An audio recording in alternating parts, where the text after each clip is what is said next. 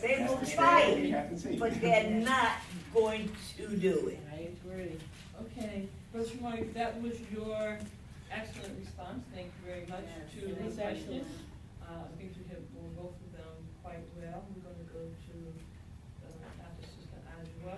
And before we do, I just want to again say that these sessions are designed to do several things at one time because it's a multifaceted thing that we're dealing with.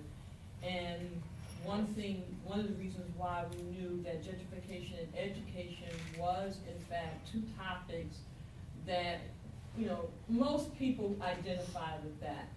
So we figured if we approach those two particular topics right about now, there's a little buzz on those topics.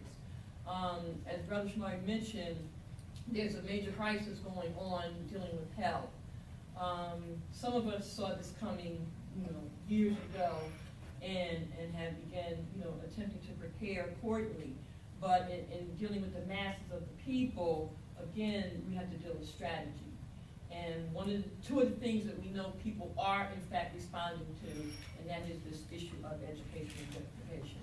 So again, with a plan of action that demonstrates consistency and a certain type of courage, you know, it is our belief we would be able to reach more of the masses when they see our presence in these two areas. And the reason why, again, strategically, when we talk about health, you all know that most people eat unhealthy. Even though they got all the information in the world about A, B, and C. Does not matter. Doesn't matter. So I have enough sense to know that I'm not going to talk to people straight up too much about some health issues because I already know you won't even stop drinking a Pepsi. See, so I got to deal with you where I know you kind of want to talk to me at. And right now it's education, gentrification. just for putting clarity. I don't want, because I think that, I apologize for you real quick. I think your point is really excellent though. It's like, what is the balance though? Because the more we are in the spaces where we know is not where the real fight is, right? But we feel like we have to be in those spaces either for recruitment or legitimacy or whatever the reason is.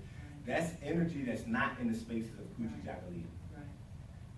Understand that, you know, that's the trade-off, and that's my concern is that, I think our young people by their actions, which we call negative, are showing us that they feel like this whole thing is illegitimate. Right? The stuff that they're doing, but there's nothing for them to turn to because the vanguard has not done the work of building Kuji Jagalia spaces because we're so busy fighting in these other spaces, and that's really my concern is that even though we're right, if we don't build it, they can't come to it.